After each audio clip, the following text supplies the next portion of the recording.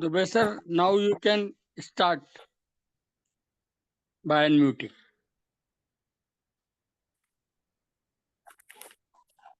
Okay, so I think we can begin now.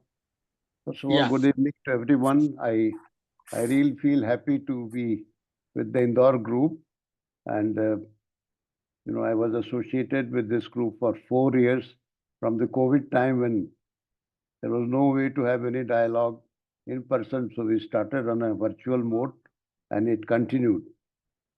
Uh, Today, I'm going to share my thoughts with you on the theme paradox of change, and I'll briefly mention to you how it started. There is a book called Urgency of Change. This was published in 1970. It has dialogues and talks of Krishnaji. And right at the time when I saw this book, which was edited by Krishnaji's authorized biographer, Mary Lutyens, I always wondered about the title of this book because urgency brings in the notion of time. It suggests that something must be done soon. And that again brings the concept of time. But the idea of change that happens in time was something that Krishna was very sensitive about. And often in his dialogues that he had with people, if somebody brought this idea that change can occur in time, normally Krishna's response was very strong. So I tried to find out how come this became the title of a book. And since I was interested, I looked all over, and then I finally got a book written by Mary Lutyens, the second volume of Krishnaji's biography. The name is Years of Fulfillment.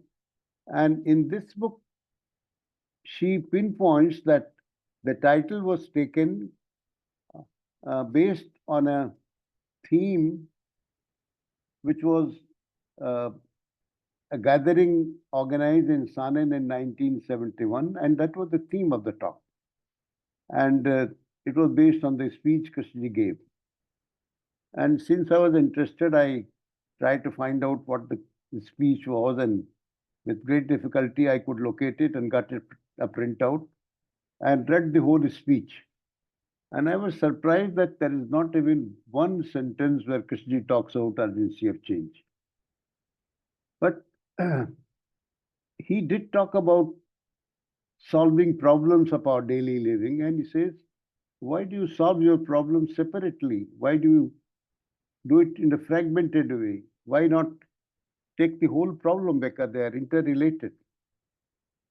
And at the end of the talk, there was someone in the audience who asked Krishnaji that, sir, you were asking why do we solve the problem separately? And is it not urgency one of the reasons that causes the problems to be solved? And to this, Krishna responded by saying that if you see a problem, you act. In that action, there is no urgency, there is no impatience.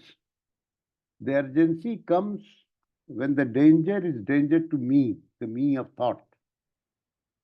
When you see the total danger of thought dividing the whole world, that seeing is the urgency and the action. The very change is urgency. It's not that change will come about by urgency.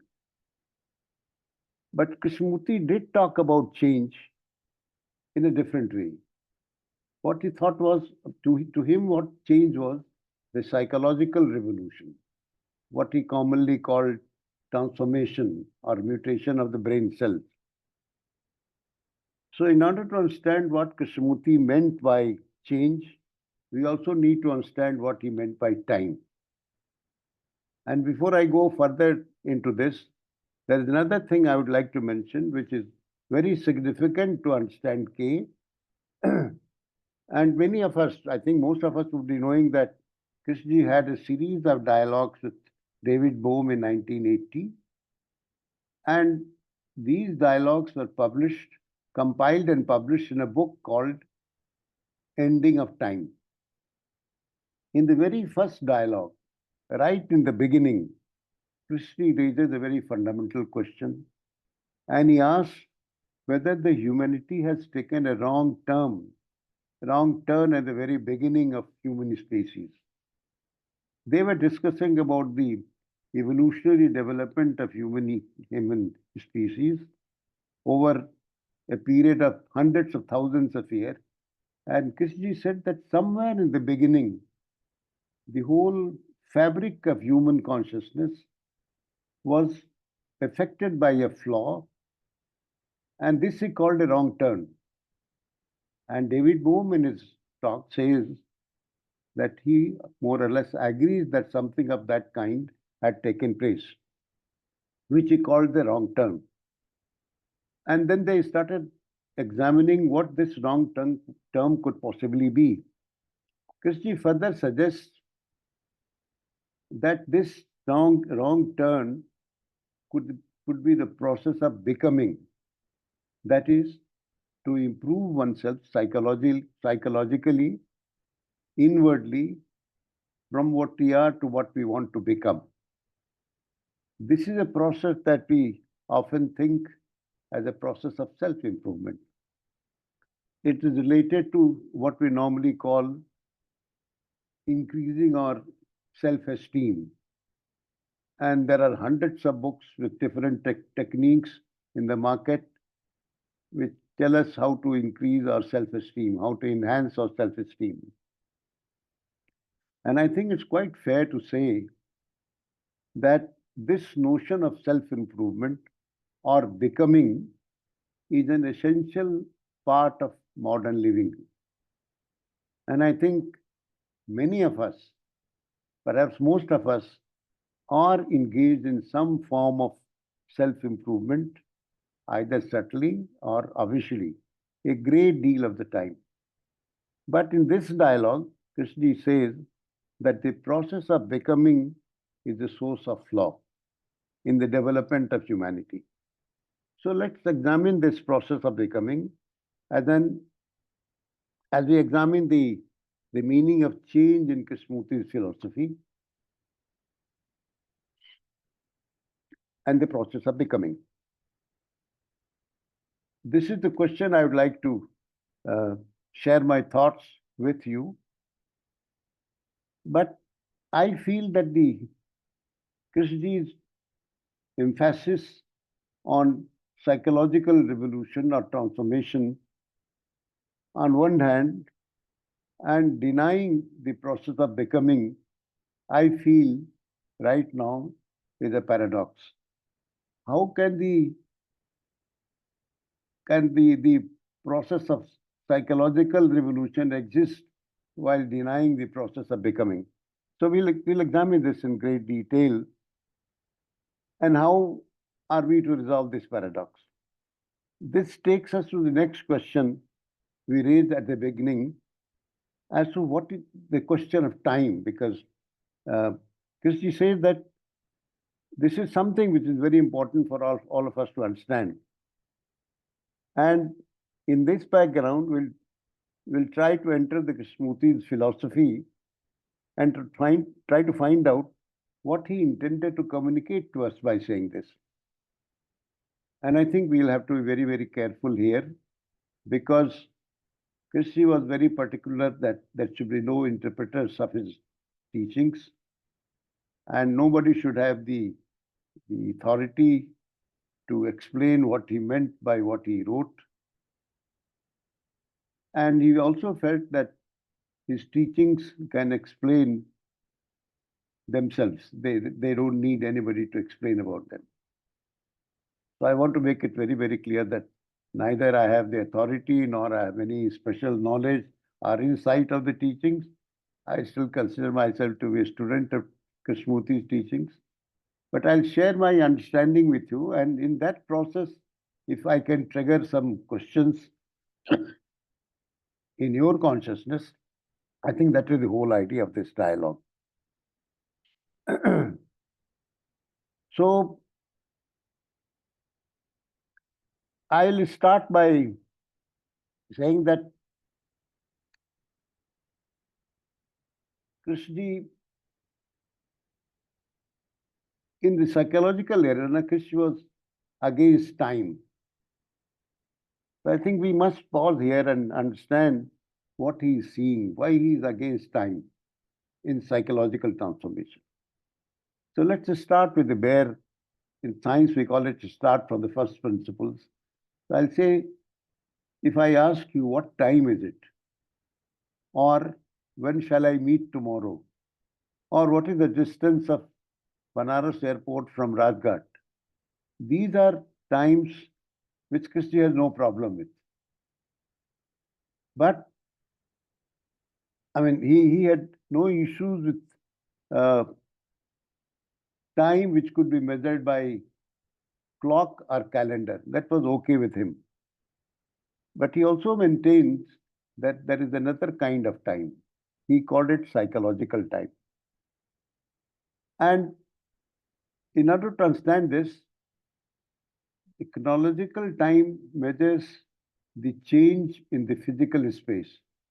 That means what is the distance from Earth, from distance of Moon from the Earth, and psychological time measures change in the psychological space. That I'm something today and I want to improve and become something else tomorrow or a week from now. So, if we want to understand the psychological time, then we'll be able to understand why Krishna is saying that psychological time is something that doesn't exist. It is an illusion. He says it very clearly that psychological time is the enemy of human beings. So let's find out why he says so. Let's take an example. Suppose there is a young man who wants to become a lawyer, and he feels that if he becomes a lawyer, he will be respected in the society, he will be a worthwhile member of the society, he will become better human being than what he is. And good enough, there is nothing wrong, because we all strive to do something like that in our daily life. But he works for 3 years for a law degree, and after he completes, he passes the bar exam, he becomes a lawyer. So Krishna says that becoming a lawyer is something that can happen because that is the chronological time.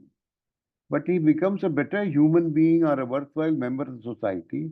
That is psychological time, and that he says is illusion. Now, why he says that? Let's find out. That what's wrong in thinking that if I become something, I'll become a better man, because we all try to do that. So there must be some distinction in our understanding and what Krishna is saying. And to understand this, I think let's go a little more deeper. What does psychological time means? I'm little uncertain today. I don't have a better understanding of things, and I feel that I must become intelligent, more knowledgeable about it, and I make efforts for this. I think we all do that. There's nothing wrong in trying to do that. Why is he saying that this is delusion? This is not real. And I think there is a clue to marvel this issue if we understand, or if you remember what Krishna has said about psychological self.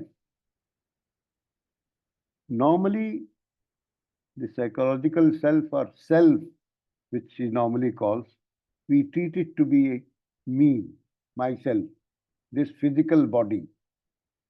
And we feel that we feel it as actual or real as our hand or our face. And we feel like we have control on this. We can become something than what we are today. And Krishna says that this is the misunderstanding we have. And I think this is where we go wrong. He says that this psychological self, which is basically a bundle of memories, which has feelings, which has experiences, which has conditionings, this is an image. This is an illusion which creates in our mind that this is something within me, within my physical being, and I can change it to something else. He said this is not possible. Just like an image, just like a photograph, the photograph of a flower is not the the rose or the flower itself. And that photograph which is taken is something in the past, is frozen in time. You can't you can't change it to something else. If we have a pound of clay, we can mold it to any form we want. If there is a seed, I can plant it in the soil. I give it enough water, sunlight, and it can become a plant, and then it can give a flower. Like a caterpillar becomes a butterfly. But the photograph doesn't have that inherent quality of change. So this is something, it is not possible. That's why Krishna says that psychological time is an illusion and it's an enemy of human being. I can take a view that, okay, all this is all right, but what's wrong in trying to better ourselves, which is again a very common thing to do. But he calls that this is a wrong turn that humanity took. Obviously, he thinks that there are two things that are wrong in this process of becoming. One, that it is an image, it's not real, it's illusory.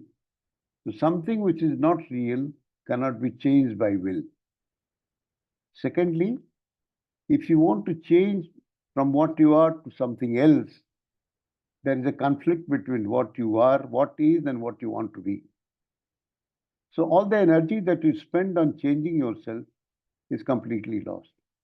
And third important thing that Krishna says is that what you want to become and what you are, that becoming something blocks because you are something else and you want to become something. So the desire to become something blocks you from what you are. So these are very important distinctions which stops us from becoming something. This must be understood. Now, can we do it by a desire? Can we understand the psychological revolution or the change Krishna is talking about by efforts? I don't think it can be. So there is something much more than seeing it or by making effort. So he says, you can do it if you have an insight to understand the psychological time. And also the insight to understand the self. Because self, the way we understand, is not the right way of knowing it. I'll give you two examples of psychological transformations. Suppose there is a cat and it stands before a mirror, which is, big closets right from ceiling to the floor. There is a mirror. The cat looks at it. It thinks that there is another cat on the other side of the mirror. It touches it, sniffs at it, and so on. But suppose we can teach the cat the principles of physics, tell her about the reflections, how the light moves, and how the image is formed. Then it will understand what it all is. I'll take another example. Suppose we had only our senses to rely on, only our eyes to see. That's what the earlier man thought. They saw that sun is rising from the east, it sets in the west, so does moon and stars. So they thought Earth is the center of the whole universe. Everything moves around this. But just 200 years ago, Copernicus thought, no, there must be something more to it. And he came out with laws which, the Kepler laws of motion, planetary motion. And he says, no, it's the sun which is the center of the universe. Now, in Krishna's nomenclature, this is an insight. Insight is something which makes us understand the illusory nature of an illusion by seeing something as it is. In Krishna's language, seeing what is as what is, without any distortion. Now, how does that happen? That is another insight, to have an insight to understand this.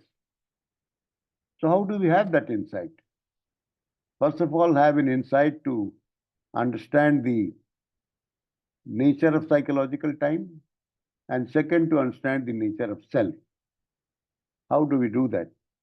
Now, this is not something which you can have by doing it, by an effort. This is something by seeing it. And this seeing is non-verbal. This seeing is something which creates an insight. An insight is something which can't be done, can't be achieved by a process, by an effort. So where we are now. How do we do that?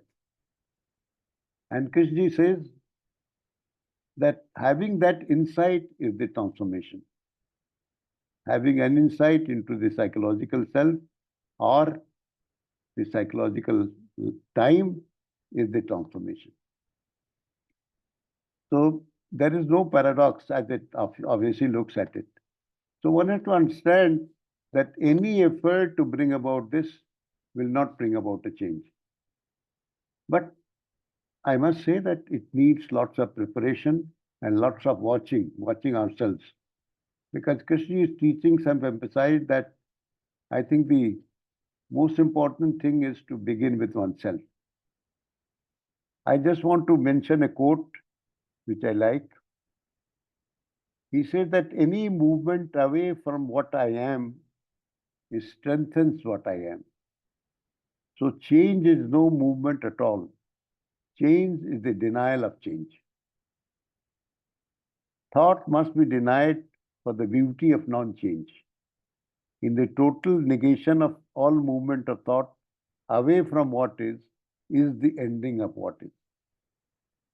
So I think any disorder or any negative emotion that we have, and if you want to really see that it changes, not by desire or by effort, one has to stay with that disorder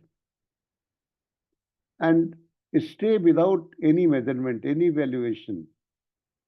If you can do that, I think we all have experienced that the grip of that disorder loosens. I think I'll close at this and then we can discuss questions and all that.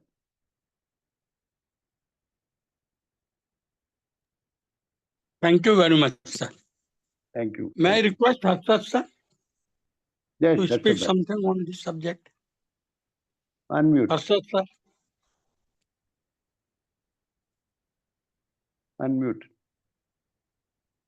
You're not muted, Harshad. Please. Yeah, yes. Okay, are you able to hear? Yes. Yeah. Okay, thank you, Dubeyji. Yes, change is not by trying to change, because trying to change is thinking, and thinking is the psychological time. And so, in Krishnaji's view, thinking cannot solve our problem. He says thinking is the problem.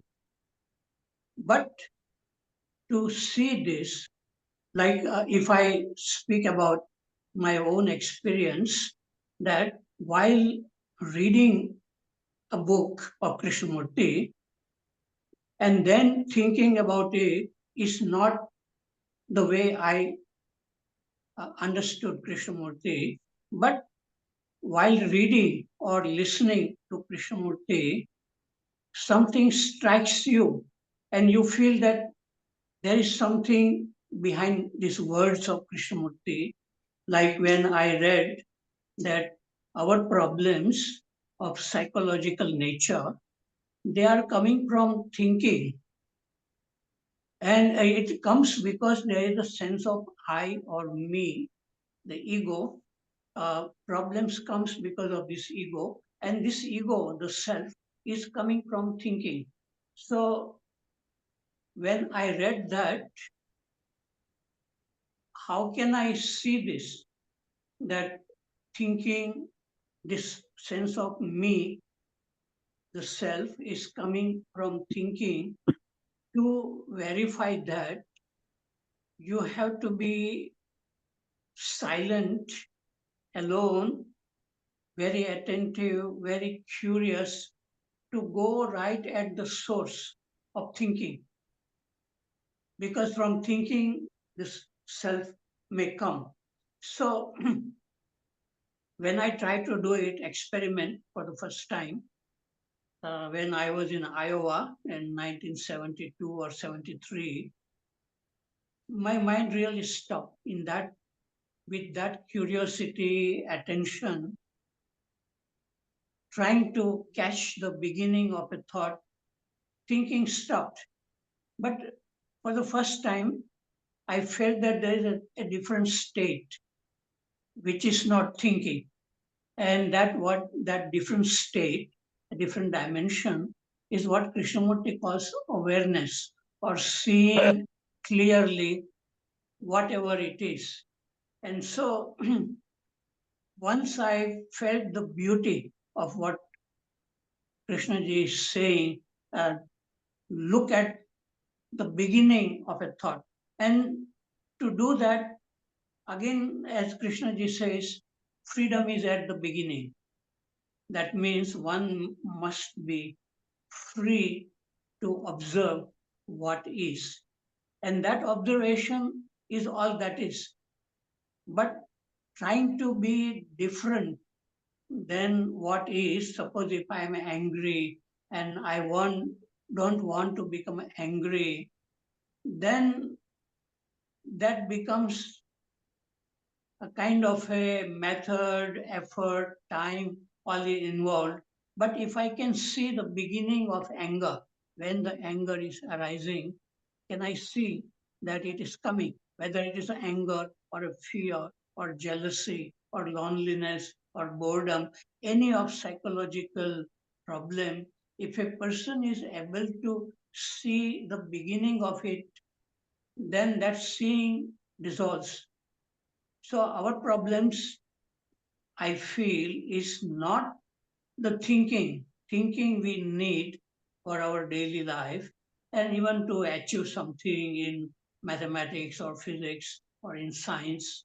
Thinking is necessary, but our problem is that different dimension, that a choiceless awareness or intelligence is not awakened. Because once that awareness or intelligence is awakened, thinking can go in proper order. It will not create disorder. But when there is no awareness, not this direct seeing clearly what is, when it is not there, then thinking multiplies. And then there are lots of conflicts between what is and what should be, and so on. So I feel the whole Krishnamurti's teachings are about awakening of that awareness or intelligence, which can see how thoughts are moving, and without trying to do anything about it, just observing what is moment by moment. And maybe initially some effort may be required, but when you begin to see the beauty of it, then it becomes kind of your nature, that you don't need any effort to see what is happening. And so there will be no conflict between what is and what should be. So this is I found in Krishnamurti's teachings, that this seeing clearly what is as it is through a different dimension called awareness. And awareness is like rising above the plane of thinking and feeling and looking at thinking and feeling from that dimension. So our problem is that that is not awakened in our life. When it is awakened, I think then there is nothing to be done except seeing what is, and life moves smoothly, and there is no conflict, no trying to become, just being very a wonderful state of just watching without doing anything. And then one can also look at the trees, flowers, human beings, the beauty of nature, and everything in a different world opens up with this awakening of awareness. And then there's a newness, freshness in our life every day. Okay, I thank you. I finish. Thank you, Harshad bhai. Yes, Dr. Verma. Yes, sir. Audible, it is audible? Yes, yes. Okay. Thank you very much. This topic is as vast as life. As vast as life. Virtually, when you start from one end, then it covers everything. And that Dubeyji has talked about almost everything that Krishnaji talked about, most of the important things. Then what I have to share is that he meant that our life is thought-based. Why I raised this hand early today? Because something in my psychology, you see, I may not be able to share all the thoughts that have come when I started listening to this. I had a blank sheet, then which has become almost while listening, responding to it as in thoughts, in me, psychology. Everything is there. Right now, I have both the things, psychological time, chronological time. This psychological time is bothered about how much time it will take, how others are waiting, and all those things are there. So, where does it start? Need for a change. Where does it start? So, in a way, Krishnamurti ji, if you say thought-based, thought means past, memory, experience, all those things. Everything is thought-based. What I have listened to is thought. In me, there are thoughts. So everything is thought, is an interaction of thoughts. And chronological and psychological times both are working simultaneously almost till I make it different. You see, who does it? Who is talking about change? It's I. So I, for a time, when I have fragmented this large topic, life, into n number of things, then who is divided? What is divided? And divided in what form? Thought forms. So in a way, so we are doing we are in that the whole area is with thoughts only. For me, chronological and psychological time has a very close relationship. I cannot say that here chronological time stops or psychological time starts or whatever it is. They are very, in fact, the whole life is so connected, so connected. Unless and until biologists do it in their way, psychiatrists do it in this way and that way and that way and that way. And so ultimately, the main problem is when we start dividing it into thoughts to make it, already we are doing something paradoxical in a say that whatever the life we are leading, as Einstein said, where the mind that has created problem, with that mind you cannot solve the problem. So something like that, Krishnaji is talking about it. The entire life is based on something, and some sort of comfort zone we have created around it. And different people feel differently about the change. You see, whether it is felt by the individual or whether it is in the collective consciousness. So everything is further complicated this way. Whether they say if one individual is changed or transformed or enlightened in some way, in other words, then it affects his surroundings and reaches far ahead. As he had discussion with Rupert Sheldrake about this, you see, morphic resonance and how if something happens somewhere, so non-locally how it is connected to other places. non-locally. So where the mind starts, where is the mind is in my brain, in this beneath the skull. So everything is as usual. It is as much there to be understood by different scientists materially, ultimately to be shared as thought to me, or if I'm interested. So these things are there.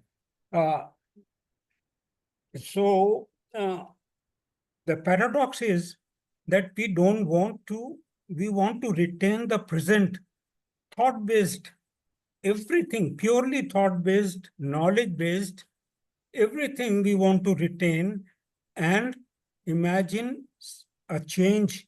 Imagine a change, something which is still not in some form of words or whatever it is. So in a way, ideal, you can say, some sort of ideal that we are, this life is not the right. And now when he says that if you can, through insight, he was, as Dubeyji was talking about, if you have seen that something immediately that this is false, a part, then that he calls transformation. But whereas in other places, he is talking about total transformation, total change in the brain cells, total change in the sense of, because he talks of mutation, biology, nature never works like this. Total change. You see, most of the mutations are deleterious. If they are not, automatically the living thing will die. If entire thing changes, you see, what changes in mutation is a genetic code, some change in the genetic code based on the intensity of suffering around or the intensity of pressure the living thing is in. So then mutation happens. But if we are expecting, which is in my psychology, that something utopian imagination, that something good should happen, and it should happen totally, a different mind. He talks about a different mind has to be there. So whereas we justify certain things, that if we have to catch a train, then this is justified. You have to have so much money, justified. A part of human activities and working is justified in a certain way, and this is the cause of problem. These things, the whole area, and then we talk of a change. So it is not possible. It is not possible. Although Harshad Bhai was talking silence, naturally, how silence comes, it means the entire past is gone. The entire knowledge is gone. You are in a don't know state. There is a chance then only. So this is what, because it's a huge topic, I tell you. I have worked with mutations for my degree, chemical and radiations and physical mutation. So it is too easy to share in words which tell you only part of the truth or part of the reality. So this is, you may call paradox. This is my paradox, I don't know. But this is the fact. I'm telling you what I am living and what I am listening to, and what they must be meaning it when Krishnaji said something. Because I haven't met him only through books. I know, I try to understand what he means by this thing. So paradox is there, definitely there, because we do something, we live something, and we imagine something. Suffering gives us a feeling that there should be a change at different levels, in scripts, in small measures, large measures, this thing, that thing, all types of clashes you see around in society. So this is a difficult, as difficult as life is, or as easy as life is. Both. Again, it may seem paradoxical, but this is the fact. It's very easy. Thank you very much, friends. I have taken much more time than I should have taken. Prasad Thank you, sir. thank you, thank you, Prasad sir. Verma sir. Prasad sir. Namaste. sir. I'll just add two things to Dr. Verma's statement. Sri Krishna talks of total freedom. As you rightly said, he doesn't say that you can become partially free. But there is a book called Meeting Life, where somebody asks him, "Sir, what is total freedom?" And there he says that if you see some, garbage thrown on the road and you feel about it and you remove it, that is transformation. If you see somebody, had an accident and he's lying on the road and there is a surge of emotion and you lift him up and take to the hospital, that is transformation. Apart from that, I think if you stay with any disorder in our consciousness, at least its grip on you gets loosened. I'm not talking of total freedom because I've not experienced that and I don't know of anybody except Krishnaji perhaps, or maybe Buddha or somebody. But in our daily life, if we stay with any disorder, without saying it's good or bad, we can see that there is a change in the kind of response you give is totally unconditioned. That is possible. Yes, Prasad Garu. Namaste, sir. Go ahead.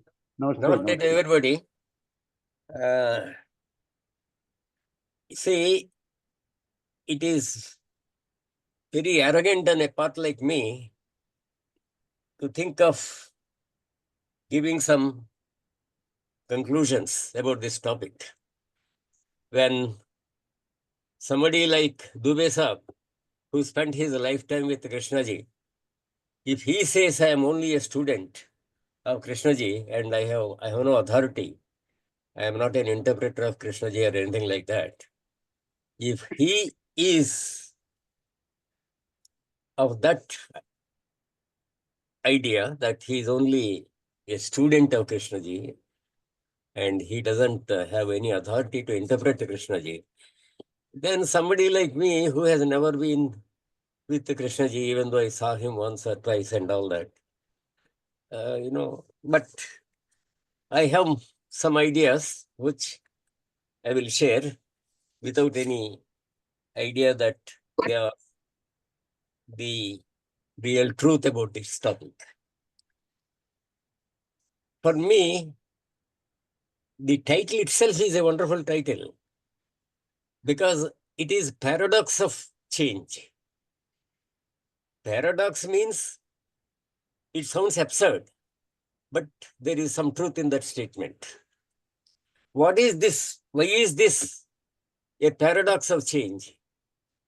Because Krishnamurti has said, actually Dubeyji himself has quoted that, change is a denial of change. When you make an effort to change, there is only a desire.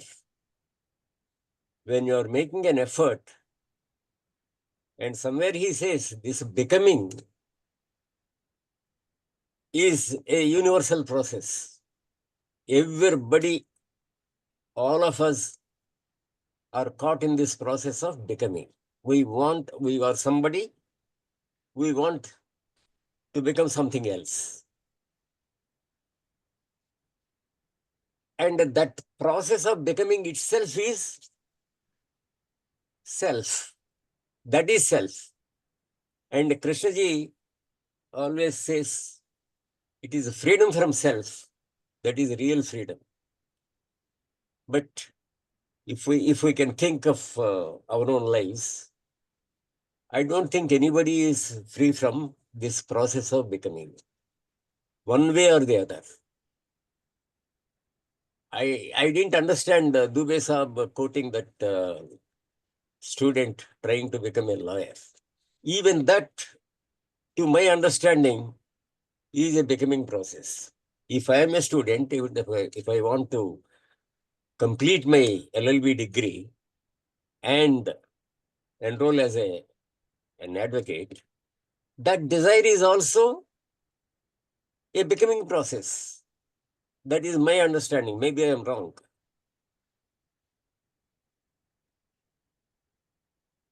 So all desire is psychological time. Psychological time, desire, thought. Thought itself is psychological time. You think of the past, you are never free from the past, and you are always hoping for the future, hoping something in the future. So when you are thinking of the past or hoping for the future, you are not aware of the beauty of the flowers around you, or of the cloud, or of the river, or anything like that, what Harshadji has said. So you have to be aware of these things. That awareness is denied when you are caught either in the past or in the future. You are not in the present. And any effort on your part to change is also a becoming process. So,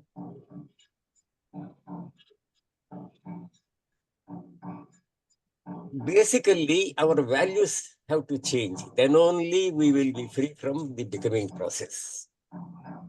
Our values, we are not shedding our values. The societal values. What are the societal values? Competition. If I compete with you, then I'm all right. Society doesn't say I'm wrong.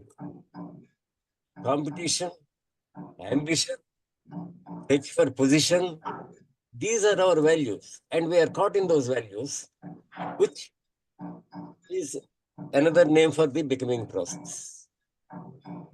He has a book, Happy is the Man Who is a Nothing. That is a different value. That book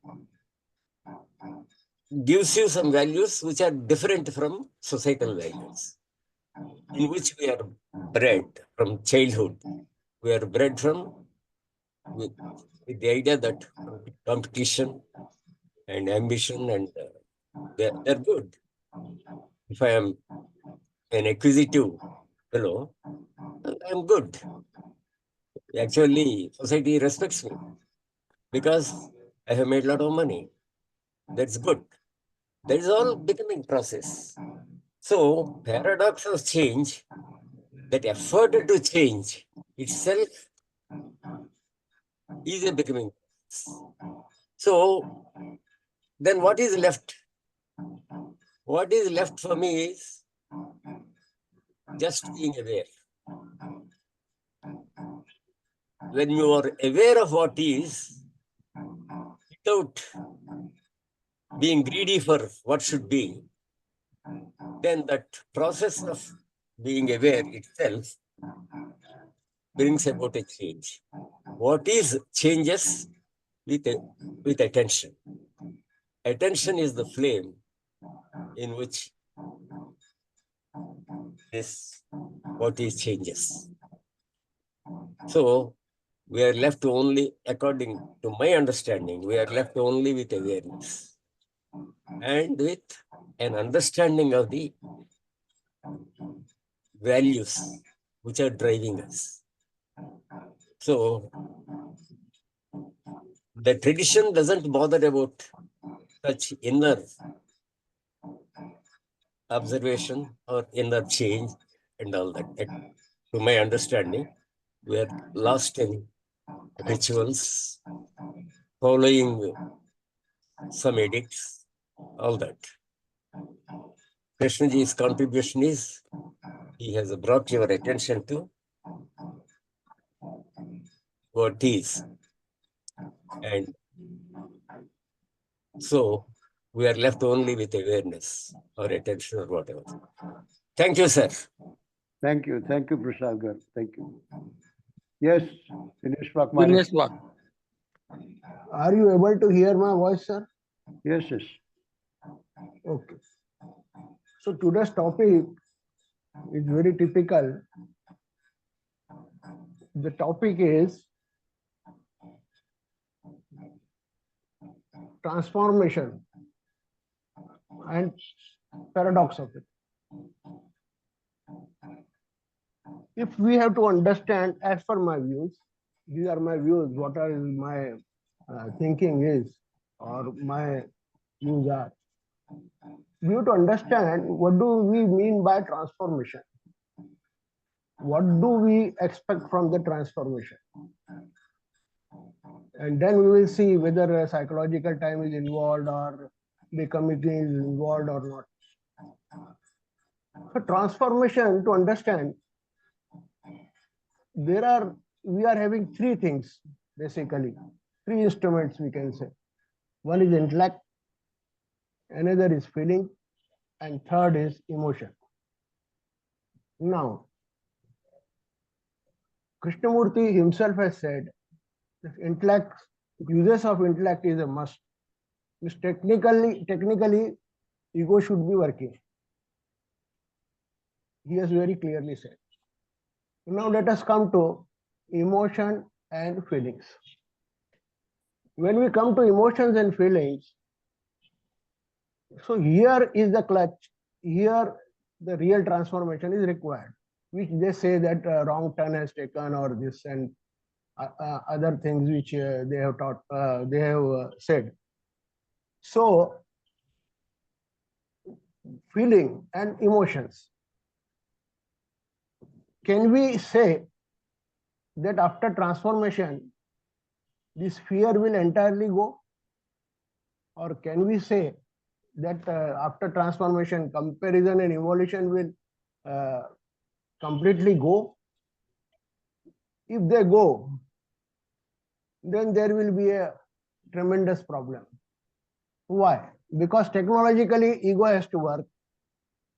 So he has to work for, he has to also understand the danger and other things. And that's why the fear and other things should be there.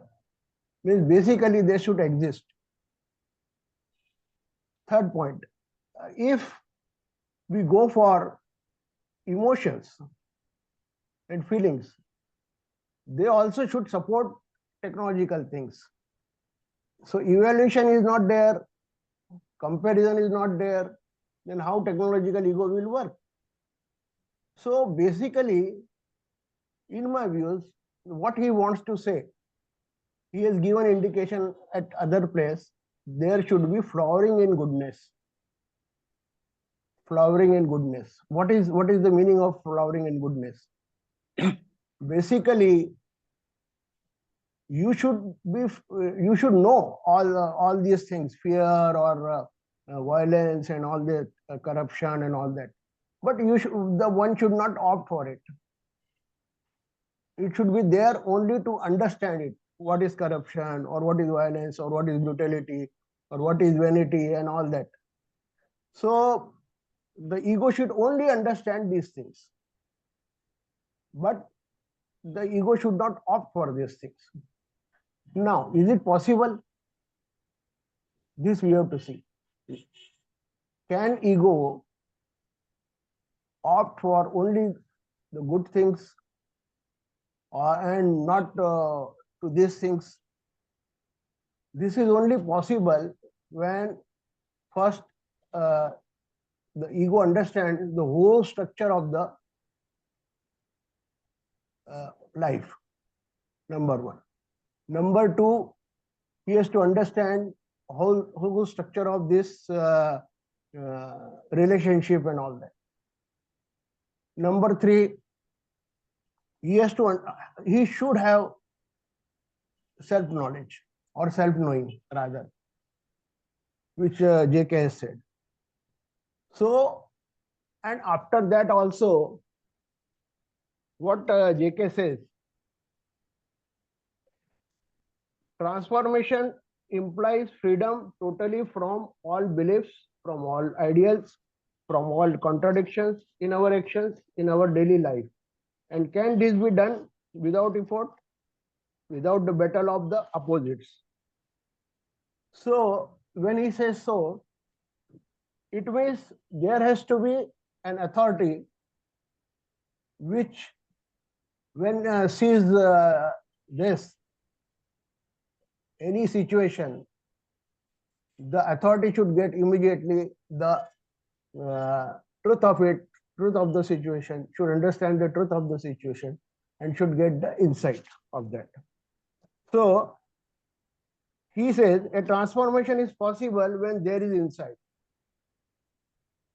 Transformation comes about at a totally different level, at a height, a depth, which the conscious as well as the unconscious mind never touch. So here comes the issue of awakening of intelligence, which Harshad Parekh was also saying or indicating. So first we have seen that what transformation is. So what we mean by transformation. Now becoming, issue of the becoming versus transformation. So when there will be a flowering in goodness, automatically becoming will be there. We see in the plant also, the plant of rose has got rose flowers and all that. It grows to the flower of rose. Similarly, whatever your inner traits are there, psychological parameters are there, or inclinations are there, or your instincts are there, they will grow to their maximum competence level, and a personality will be formed, or a character will be formed, and which we can say that as becoming. So, and automatically, for the technical purposes, there will be a degree attached to it, or there will be any name attached to it. Say, for example, we say that he is a doctor, he is an engineer, or he is a specialist in this particular field. So this is only for the technical purposes. Means you can the other fellow can understand what he has done. What doctor means actually. When we say doctor, immediately we understand that he has done so many work in MBBS. He has already done some specialization either in America or somewhere else. So we already in one word, we are just putting by a doctor, we understand that he is, just by putting one word, we understand that he has done so much work. So becoming will be there, but only the name of the, the degree or this thing will be there only for the purpose of technological reasons. So this is the thing. Now, again, what he says further. Dinesh, make it short. There are quite a few hands raised, please. Okay, sir. Okay. Transformation implies, when we say that fear will not go or this other things will not go. So transformation implies freedom totally from the beliefs, from the ideas, from all contradictions in our actions, in our daily life, and can this be done without effort, without the battle of opposites. Means what he wants to say that the ego will understand, as long as it is not fully diluted, it will understand that what is happening in the moment, and he will not opt for the wrong things, whatever we have discussed. And this transformation can take place only at a different level, means awakening of intelligence. So unless there is an awakening of intelligence, no such transformation can take place. Now, prior to that, as Dubey sir said, there has to be some preparation. So for that preparation, one has to understand, one has to go for the self-knowing. Means what are his reactions and what are the how he acts in the moment and all that. And in that, psychological time is involved. But once he understood the whole of the structure, then psychological time may not be involved. So this is a difference between psychological as well as the technological, and that difference, since the organization cannot make so simply, awakening of intelligence has to be there. Thank you. Thank you, Dinesh. Yes, Shakti ji. Yes, sir. You see, the problem with becoming is that when I am becoming something, I have an image of what I am going to become. The image comes in. And even if I am trying to become a better person, I have an image of better person. And what happens in becoming that we get disconnected with being what we are now. And the important thing is to explore by observation whatever is at this moment. So becoming somewhere blocks that exploration. Thank you, sir. Thank you, Shakti ji. Thank you. Yes, Adeen, please unmute yourself. Yeah. Yeah, please. So we started with the title of that book, The Urgency of Change, and whether change requires time, physical time, or and then what is the distinction between physical time and psychological time. Um, so I feel that the what do we mean by mutation? So or insight. So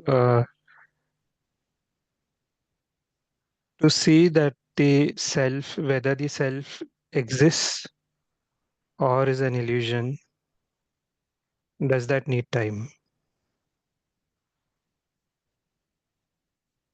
So if we see something false as false, it drops away immediately. It doesn't need any time or preparation to see that. Probably, I think why we are uh, stuck in psychological time is because this question is not urgent. Um if for a person who is suffering, you know, if that person is suffering, he does not ask for a solution in time. The solution has to be immediate. If you're having physical pain, you will not ask for a solution in time. You want the pain to go away immediately. So there is an urgency involved. If there is an actual suffering or any deep question which thought or time cannot solve. So I don't think so. It needs time to see. It has to be explored whether the self is an illusion or it has a certain reality. Also, the question of whether psychological time is required for action is an open question. So we have the new year coming up. So new year resolutions and everything. But actually, if we see, action doesn't require any psychological time. So if I say that I will start eating healthy after 1 month, that is not an action. That is psychological time. I will become healthy by eating better after 1 month. So the action is that we are postponing the action by 1 month. That is not any real action. So action always happens now. But of course, the examples that were taken, like how much time do I need to go to the railway station, for example, or to the airport, that is physical time, of course. But that does not involve any psychological time. Also, the question is, then we were talking about thinking. And so the question is whether there is a thinker in that thinking. So if there is a thinker in that thinking, then there is psychological time. And the thinker can make a problem out of anything. So it can make also thinking into a problem. But if there is no thinker, then there is no problem. So the question is also, who is it that is aware? Who is it that is listening? Who is it that is learning? Is there any entity which is in listening, learning, which has to grasp any conclusion and implement in time? So how do we listen to Krishnamurti? Are we just listening like we are reading a book? And because when you're reading a book, I had this example that came a few days ago.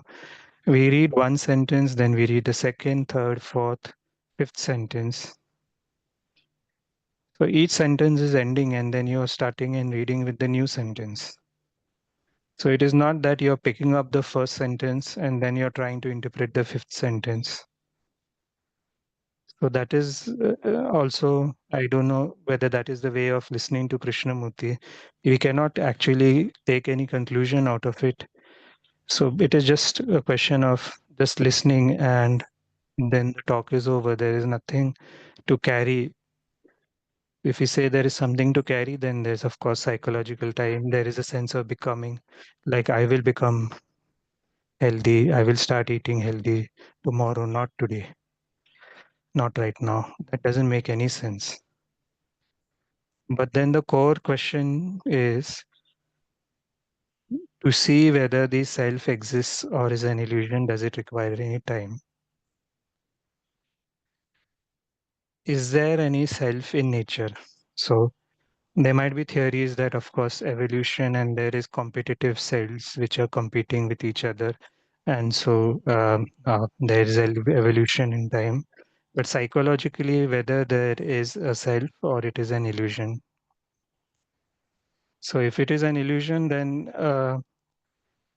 everything is just natural. The thoughts which are coming are also natural. Thinking happening is natural. It is not that I decide. I am not the doer of my actions. So the actions happen naturally. It's not that I decide to do something and then implement it. That is the ego. Then that will get attached. I am the one who has achieved this work. I am getting a prize on that work. People need me, or many other things like that. So yeah, that is the core question, I think. Do we need time to see the true nature of the ego or the self? Yeah, thank you. Thank you. I think the questions you raised are questions that is for all of us to ponder and live with it. I'll just quote something that Krishnaji said. He said, it's not the self which is the problem, but the thought which creates the self. Yes, Dr. Verma, please unmute yourself. Just struck me this point that what could be that state in which the person doesn't feel like any change, there should be any change. What could be that be a state? His main point, you are the world if you have understood properly. You are no different than anybody else. Whether you say that he's everything who is nothing, same thing. So when you realize that you are no different, so the entire cosmos, you can see the entire so-called living, apparently non-living, everything becomes a whole. So if that is the state, because usually all his talks end up in love. If love is there, then there is nobody would like to change. Now, what do you mean by love is another story, and that differs from man to man. What is love? But if unconditional love, he's talked about it. You see, he wanted to share something which probably he was living, and he very desperately, he very passionately he wanted to share that all of us has that potential to become that state in which there are no conflicts.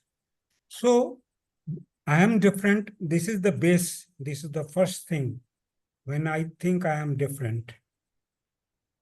So this is the base of our sufferings invariably. And love, and actually, if you are in that state of love, where you love everything around you, living or so-called non-living, you take it as such in various forms, people have said, as it is, being happy with whatever is. So ultimately, all these things like a rivulet, they come back to that ocean of love. So once, and it is possible. That is the best part. It is possible to have that state. Then least suffering. You can be happy in the minimum, because human life doesn't require as many things as we have collected. So if you are in love, then everything, even that number of mythological stories you will find, even with grain of this thing and it was satisfied, and all those stories are there. This means that we are, through thoughts, we are complicating things, through competition, through measure, through this and that, we are thinking myself different and others, everything different. That is the source of suffering. Thank you very much, friends. Thank you, Harshad ji is Pradeep. there. Yes, Yeah. Harshad bhai. Yes, Krishna ji was doing yoga and pranayam, and he wanted to have a healthy body. That is what he said.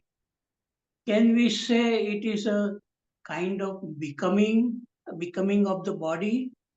Okay, that is not a very important question, but something about the transformation or mutation, what he talked about, what I feel that there is a qualitative change happens in the brain. And then when this actually a person is able to see clearly the thoughts which are coming naturally without effort, that can happen only when there is a qualitative change happening within the brain, and there is more energy goes into the brain. And Krishnaji was feeling throughout his life a kind of a throbbing going on in his brain. And after reading Krishnaji's books, that thing also started happening since 1970s. And I had written to Krishnaji, what is this? It did not answer. But I feel that some change happens in the quality of the brain when there is a direct seeing, and then you are no longer a student of Krishnamurti. I feel you are a student of yourself. You are your own student and your own teacher, because you can see clearly what is happening within you, not through the words of Krishnamurti, because we keep on reading Krishnamurti again and again. And it seems to me that Krishnamurti can become like a crutch. Like Gandhiji, when he had any problem, he would open Bhagavad Gita and he will find at random some page and he will find the solution of his problem. So as long as we are dependent on Krishnamurti, I think we have not understood, because he is talking about looking at our own self. And when we are able to do that, then even that knowledge of Krishnamurti teachings, it becomes a secondary thing. The primary thing is to observe our own mind in a direct way. And then if I feel that what Krishnaji says is not correct, I can discuss with him and say, sir, why are you saying that? Because this is what I feel. So we don't accept any authority, not even of Krishnamurti. And he also said, don't accept any authority. find out for yourself. And I think unconsciously, most of us, we are accepting Krishnamurti as an authority and trying to see what he is trying to say instead of really directly looking at our own mind and seeing directly. Then all that Krishnamurti teachings becomes not very important. That's what I feel. And that is what is lacking, it seems, that people are thinking on Krishnamurti, not seeing seeing oneself as one is. And that is what he was talking. Listen to your own self. And when we are able to listen to our own self, we can listen to other human beings also with silence.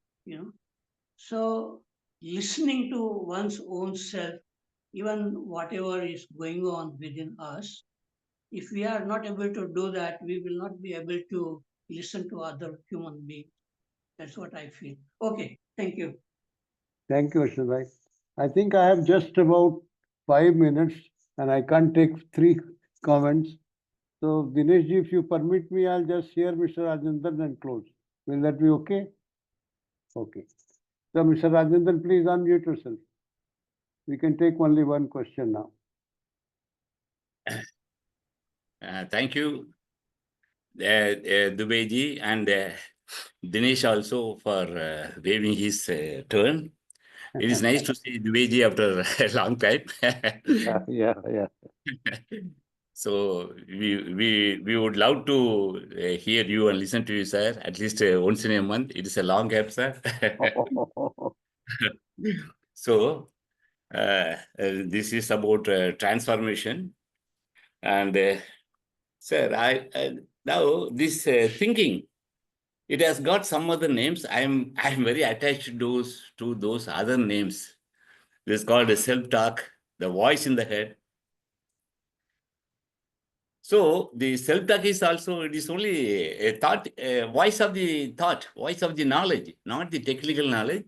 It is a voice of the gossip and social media and what others told, what we heard from some other people, even fake news. The fake news also, its voice also we are listening. So the voice in the head, the self-talk. We identify ourselves with the self-talk and this voice in the head. That is the thinking. So that is the me, that is the ego, that is the time, that is the knowledge. Why we are, the basic issue is, the core problem is we are identifying ourselves with the self-talk, sir. Whether that creates a self, that creates a me. If you were to question that whether the controller, it dominates, it becomes authority. It says you do it. Even if you do it as per its command, later on it finds fault with that because the result turn to be something else.